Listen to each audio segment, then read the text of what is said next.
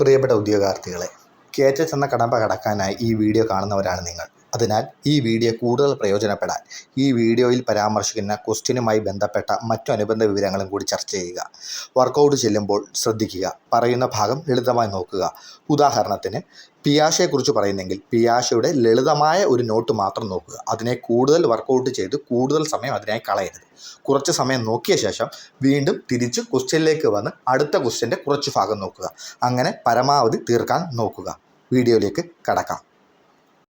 Okay, നമസ്കാരം. ഒരു പുതിയ വീഡിയോയിലേക്ക് സ്വാഗതം. ഇന്നത് സാധാരണ കൂട്ട് 5-6 ക്വസ്റ്റ്യൻ അല്ല പറയുന്നത്. അതായത് ഒരു സെറ്റ് ക്വസ്റ്റ്യൻ മൊത്തം നമ്മൾ പറയുന്നു. ഏകദേശം 10-23 ക്വസ്റ്റ്യനുകൾ നമ്മൾ പറയുന്നുണ്ട്. അപ്പം അധികം താമസിയാതെ വീഡിയോയിലൊക്കെ കിടക്കാം. അതായത് മാക്സിമം ക്വസ്റ്റ്യനുകൾ നമ്മൾ വർക്കൗട്ട് ചെയ്യുക എന്നുള്ളതാണ് അതിൻ്റെ അർത്ഥം. അതുകൊണ്ട് മാക്സിമം ക്വസ്റ്റ്യനുകൾ പൗസ് ചെയ്യുക, പിന്നെ നിങ്ങളുടെ ഉത്തരങ്ങൾ പറയുക. ഓക്കെ, അപ്പം ഒന്നാമത്തെ ചോദ്യം. ക്ലാസ്സിൽ ടീച്ചർ കാണിക്കുന്ന ചിത്രത്തോട് പഠിതാക്കൾ വ്യത്യസ്ത രീതിയിൽ പ്രതികരിക്കുന്നു. ഇങ്ങനെ സംഭവിക്കുന്നത് ഡാഷിൽ ഉള്ള വ്യത്യാസമാണ്. ഓപ്ഷൻ എ സംവേദനത്തിൽ, ബി പ്രത്യക്ഷണത്തിൽ, സി ആശയ രൂപീകരണത്തിൽ, ഡി സാമാന്യവൽക്കരണം. ഓക്കെ, എന്താണ് ഇതിൻ്റെ ഉത്തരം എന്ന് പറയുക. ഇതിൻ്റെ ഉത്തരം ഓപ്ഷൻ ബി ആണ്. ഓപ്ഷൻ ബി ആണ്, പ്രത്യക്ഷണത്തിൽ ഉള്ളതാണ്. ഓക്കെ, അടുത്ത രണ്ടാമത്തെ ചോദ്യത്തിലേക്ക് കടക്കുന്നു. If the only tool you have a hammer, you tend to see even problem as a nail. ഇങ്ങനെ പറഞ്ഞ അമേരിക്കൻ മനഃശാസ്ത്രജ്ഞൻ ആര്? ഇങ്ങനെ പറഞ്ഞ അമേരിക്കൻ മനഃശാസ്ത്രജ്ഞൻ ആര് എന്നതാണ്. ഓട്ടോ റാങ്കുണ്ട്, ലിയോനാർഡ് ഹള്ളുണ്ട്, എബ്രഹാം ഹരോൾഡ് മാസ്ലോയുണ്ട്, ഏതാണ് ടോൾമാനുണ്ട്. ആരാണ്? ഇതൊക്കെ ഇച്ചിരി റയർ ചോദ്യങ്ങളാണ്. ഇച്ചിരി റയർ ചോദ്യങ്ങളാണ്. ഉത്തരം സി ആണ്, മാസ്ലോയാണ് ഇങ്ങനെ പറഞ്ഞത്. ഓക്കെ, അടുത്തത് മൂന്നാമത്തെ ചോദ്യം. വ്യക്തിമനഃശാസ്ത്രം എന്ന ചിന്താധാരയുടെ സ്ഥാപകൻ ആരാണ്? ഇൻഡിവിജ്വൽ സൈക്കോളജി അല്ലെങ്കിൽ വ്യക്തിമനഃശാസ്ത്രം എന്ന അതിൻ്റെ ചിന്താധാരയുടെ സ്ഥാപകൻ ആരാണ്? മൂന്നാമത്തെ ചോദ്യം. ആൽഫ്രഡ് ആഡ്ലറുണ്ട്, വില്യം മാക്ഡൂഗലുണ്ട്, സ്റ്റീവൻ ആർതർ പിഗ്ഗറുണ്ട്, വില്യം ജെയിംസ് ഉണ്ട്. ആരാണ്? ഉത്തരം എ ആണ്. ഉത്തരം എ, ആൽഫ്രഡ് ആഡ്ലറാണ്. ഓക്കെ, ഇനി അടുത്തത് നാലാമത്തെ ചോദ്യം. ജീൻ പിയാഷയുടെ നിരീക്ഷണമനുസരിച്ച് വൈജ്ഞാനിക വികാസത്തിൻ്റെ ഏത് ഘട്ടത്തിലാണ് കുട്ടി സ്വയം കേന്ദ്രീകൃതമാകുന്നത്? ഈ നാലാമത്തെ ചോദ്യം വ്യത്യസ്തമായിട്ടുള്ള ചോദ്യമല്ല, ഇത് സ്ഥിരം ചോദ്യമാണ്. നാലാമത്തെ ചോദ്യം സ്ഥിരം ചോദ്യമാണ്. അപ്പോൾ ജീൻ പിയാഷയുമായി ബന്ധപ്പെട്ട ചോദ്യമാണ്. സ്വയം കേന്ദ്രീകൃതമാകുന്ന ഘട്ടം ഏതെന്നാണ് നോക്കിക്കോ. ഔപചാരിക മനോവ്യാപാര ഘട്ടമാണോ, മൂർത്ത മനോവ്യാപാര ഘട്ടമാണോ, ഇന്ദ്രിയജാല ഘട്ടമാണോ, മനോവ്യാപാര ഘട്ടമാണോ? ഏതാണ്? ഉത്തരം പറയുകയാണ്. ഉത്തരം ഏതാണ്? പ്രീ ഓപ്പറേഷണൽ സ്റ്റേജ്, പ്രാഗ് മനോവ്യാപാര ഘട്ടം. സ്വയം കേന്ദ്രീകൃതം പ്രീ ഓപ്പറേഷണൽ സ്റ്റേജ് അല്ലെങ്കിൽ പ്രാഗ് മനോവ്യാപാര ഘട്ടം 4. അത് പഠിച്ചു വയ്ക്കുക. ഓക്കെ, അഞ്ചാമത്തെ ചോദ്യം ഇവിടെ ഉണ്ട്. പ്രൈമറി ക്ലാസ്സുകളിൽ കണ്ടെത്തൽ പഠനത്തിന് കൂടുതൽ പ്രാധാന്യം നൽകണമെന്ന് ശക്തമായി മുന്നോട്ട് വെച്ചതാര്? കണ്ടെത്തൽ പഠനത്തിന് പ്രാധാന്യം. കണ്ടെത്തൽ പഠനം എന്ന് പറഞ്ഞാലേ നമ്മുടെ മനസ്സിലേക്കൊരു ഉത്തരം വരും. ആരാണത്? ജീൻ പിയാഷെ ആണോ, നോം ചോംസ്കി ആണോ? പിയാഷെ, ബ്രൂണർ, നോം ചോംസ്കി, ഗാൾട്ടൺ. ആരാണ്?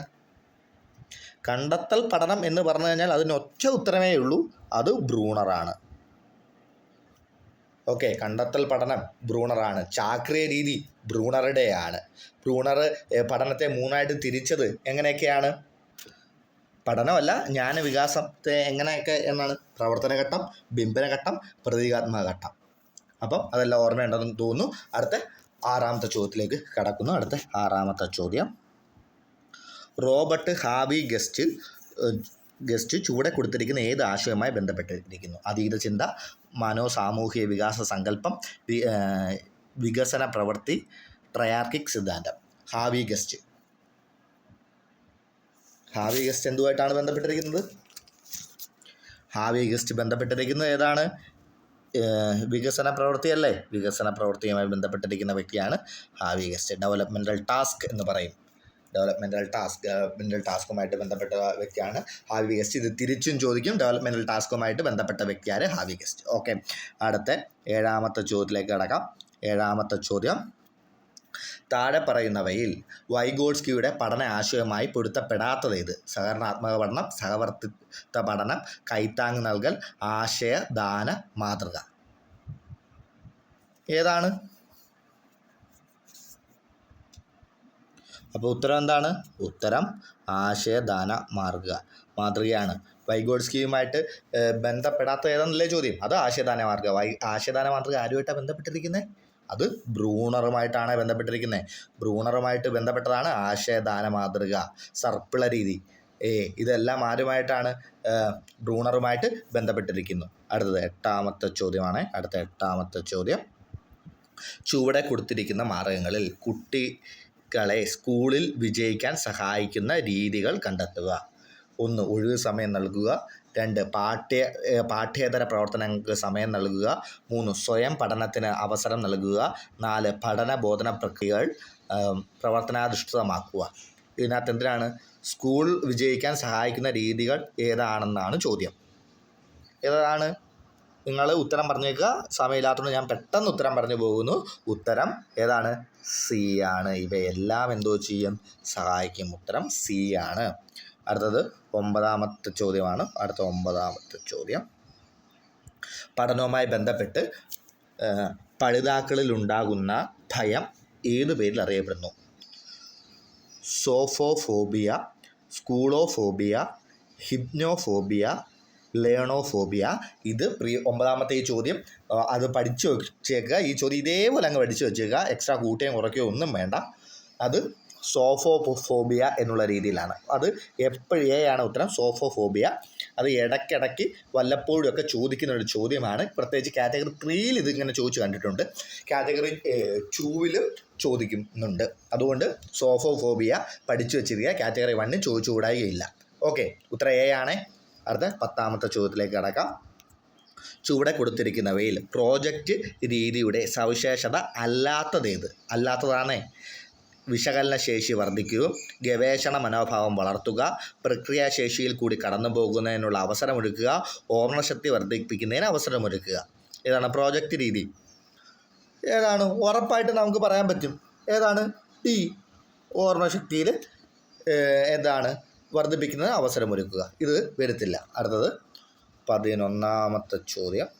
അടുത്ത 11ാമത്തെ ചോദ്യമാണ്. 11ാമത്തെ ചോദ്യം, സമ്പൂർണത എന്നത് കേവലം ഭാഗങ്ങളുടെ കൂടിച്ചേരൽ മാത്രമല്ല. ഈ ആശയത്തെ ചുവടെ കൊടുത്തിരിക്കുന്ന ഏത് മനഃശാസ്ത്രവുമായി ബന്ധിപ്പിക്കാം? ഗസ്റ്റാൾട്ടിസം, ഘടനാവാദം, വ്യവഹാരതാവാദം, ധർമ്മവാദം. വളരെ ലളിതം. ഏതാണ്? വളരെ ലളിതമാണ്. ഏത്? ഗസ്റ്റാൾട്ടിസമാണ്. ഗസ്റ്റാൾട്ടിസത്തിൻ്റെ ബേസ് തന്നെ ഇതാണ്. ഭാഗങ്ങളെക്കാട്ടിയും ഏതാണ്? ആകെത്തുകയ്ക്കാണ് മൂല്യം എന്ന് പറയുന്നതല്ലേ ഗസ്റ്റാൾട്ടിസത്തിൻ്റെ ബേസ്. പിന്നെ അപ്പോൾ ഗസ്റ്റാൾട്ടിസം എന്ത്, ഗസ്റ്റാൾട്ടിസവുമായി ബന്ധപ്പെട്ട ആൾക്കാരെന്ത്, പിന്നെ കുറച്ച് ചിത്രങ്ങളുണ്ട്, അത് നോക്കിക്കോണം. ഓക്കെ, അത് ഞാൻ വിശദീകരിക്കുന്ന. അപ്പോൾ ഒന്നും കൂടി, ഗസ്റ്റാൾട്ടിസം എന്ത്, ഗസ്റ്റാൾട്ടിസവുമായി ബന്ധപ്പെട്ട ആൾക്കാർ, അതുമായി ബന്ധപ്പെട്ട ചിത്രങ്ങൾ, അത്രയും നോക്കിക്കഴിഞ്ഞാൽ അത് സെറ്റ്.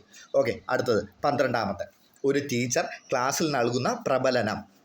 പോസിറ്റീവ് പ്രബലനം, നെഗറ്റീവ് പ്രബലനം, പോസിറ്റീവ് പ്രബലനവും നെഗറ്റീവ് പ്രബലനവും ഇവയൊന്നുമല്ല.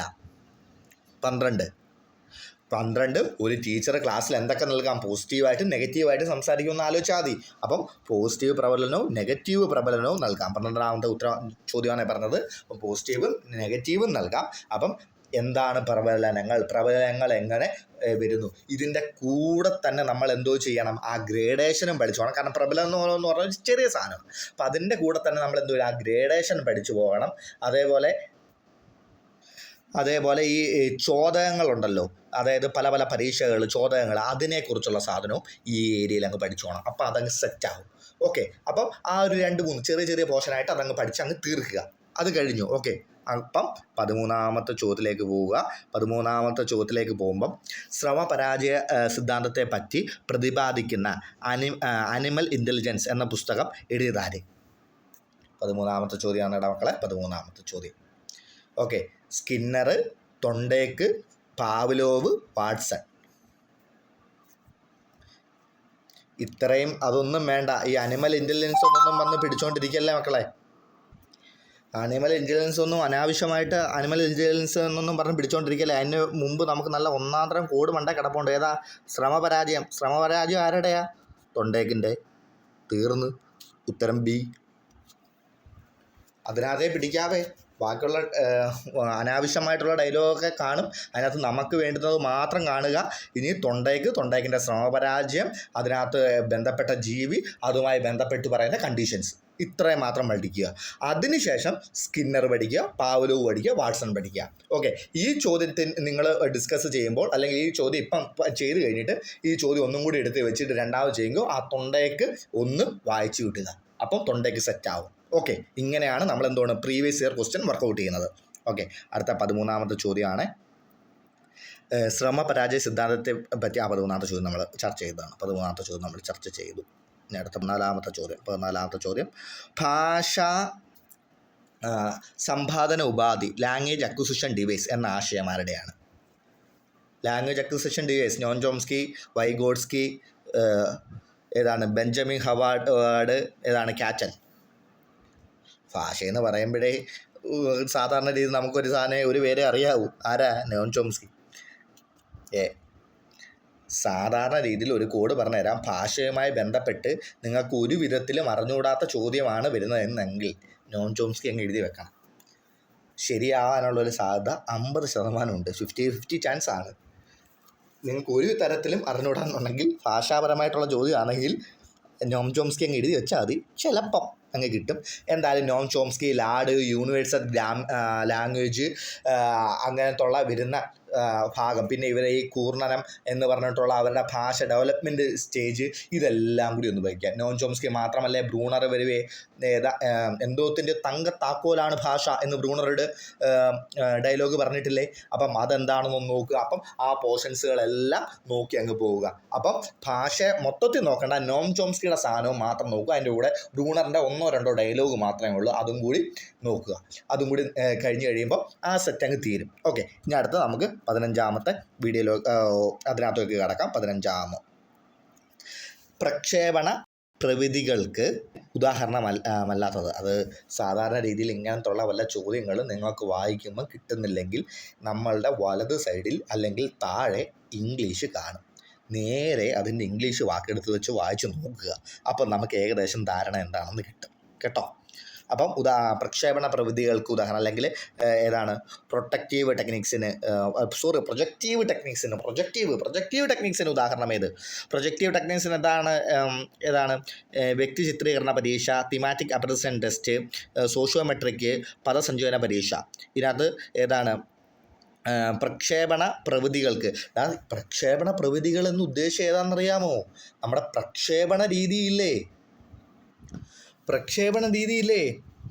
നമ്മുടെ എവിടെ സഞ്ചിത രേഖ, ഉപാഖ്യാന രേഖ, അഭിമുഖം, നിരീക്ഷണ രീതി എന്നിവൻ്റെ ഒക്കെ കൂടെ വരുന്ന പ്രക്ഷേപണ രീതിയില്ലേ, മനഃശാസ്ത്ര ഗവേഷണ ഉപാധികൾ, അതാണ് ഈ സാധനം. ഓക്കെ, എനിവേ ഇപ്പം എന്താണ് പ്രക്ഷേപണ രീതി? അപ്പം ഇതിൻ്റെ കൂടെ നമ്മൾ ഏതാ പഠിക്കുന്നത്? ആ മനഃശാസ്ത്ര ഗവേഷണ ഉപാധികളെല്ലാം അങ്ങ് പഠിക്കുക. അപ്പം ഇതിനകത്ത് ഏതാണ്? കിട്ടി അപ്പടേ കിട്ടി. ഏതാണ്? സി ആണ് വരാത്തത്.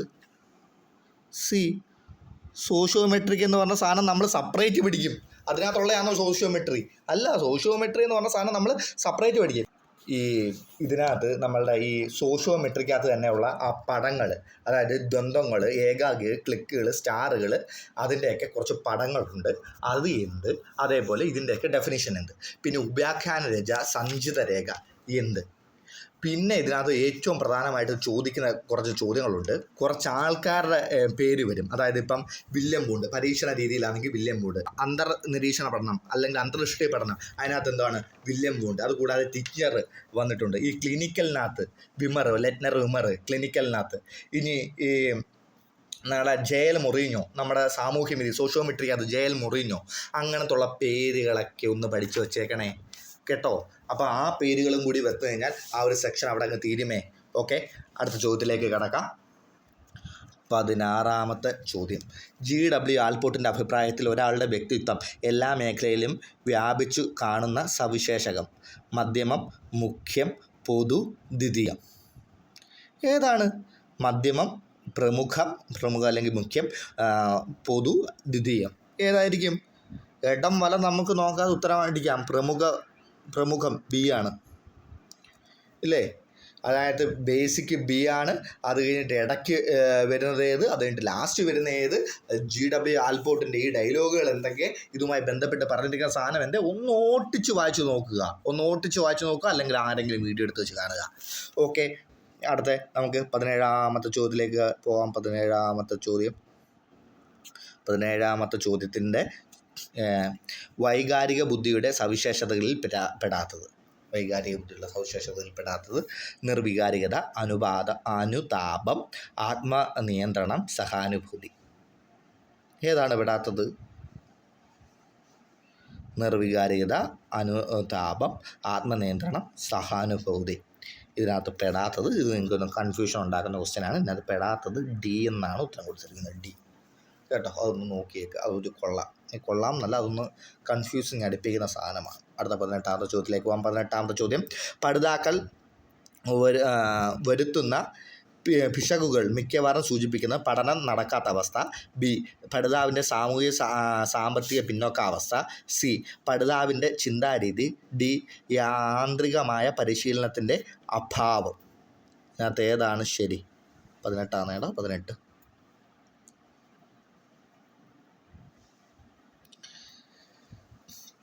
പിശകുകൾ ഏതായിരിക്കും?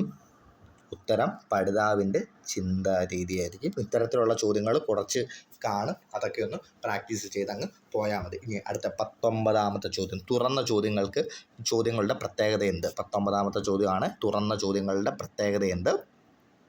അപഗ്രഥിക്കാൻ അവസരം കുറവുള്ളത്, പ്രശ്ന നിർദ്ധാരണത്തിന് വ്യത്യസ്ത വഴികളും ഉത്തരങ്ങളും ഉള്ളത്, കൃത്യമായ ഉത്തരങ്ങളിൽ എത്തിച്ചേരാൻ കഴിയാത്തത്, പഠിതാവിൻ്റെ ചിന്തയ്ക്ക് ഊന്നൽ നൽകാത്തത്.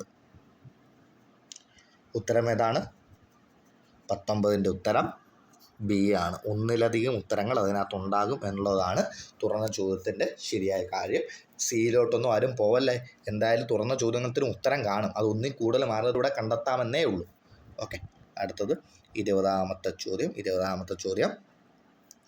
കൂട്ടത്തിൽപ്പെടാത്ത മനഃശാസ്ത്രജ്ഞൻ ആര്? Pavlov, Skinner, Thorndike, Kohler. എട്ടം വലം നോക്കാതെ നമുക്ക് പറയാം. ആരാ? കൊഹ്ലർ.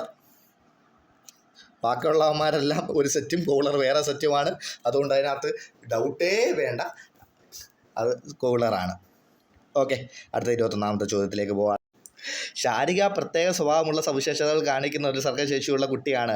താഴെ പറയുന്നവയിൽ അവളുടെ സ്വഭാവവുമായി ബന്ധമില്ലാത്തത് ഏത്?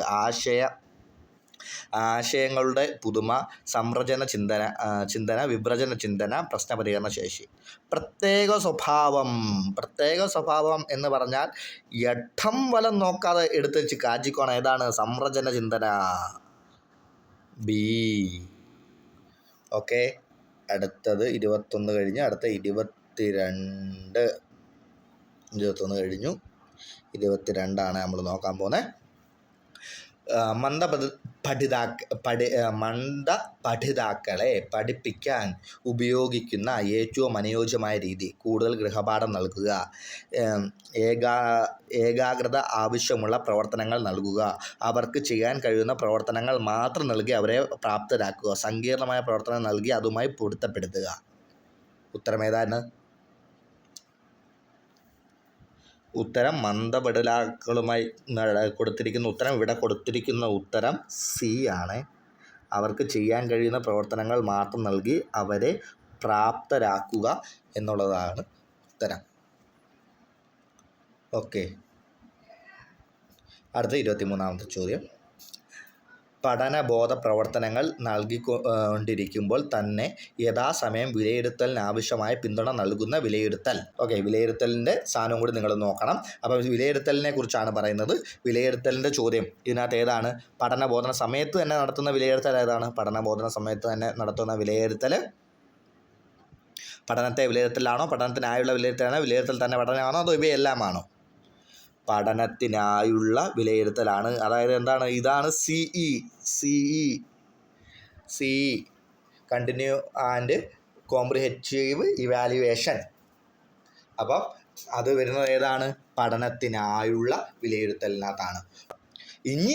ഇനി അതായത് ഫെബ്രുവരി ആയി, ഇനി നിങ്ങൾ പട്ടിപ്പടുത്തം പഠിക്കരുത്.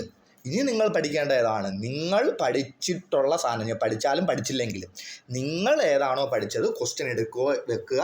ഒരു ക്വസ്റ്റ്യൻ ഏത് മേഖലയാണെന്ന് ചോദിക്കുക, ആ ക്വസ്റ്റ്യൻ കാണാപ്പാഠം പഠിക്കുക. അത് മാത്രമല്ല അതുമായി ബന്ധപ്പെട്ട ആ മേഖല പഠിക്കുക. അങ്ങനെ പഠിച്ച് ചിലപ്പോൾ റിപ്പീറ്റ് വരുമ്പോൾ അത് സ്കിപ്പ് ചെയ്യരുത്. അത് ഒരു റൗണ്ടും കൂടി വായിച്ച് നോക്കുക. ഓക്കെ, ഇപ്പം തന്നെ സമയം കുറച്ച് അധികമായി, അതുകൊണ്ട് വീഡിയോ നിർത്തുകയാണ്. ഓക്കെ.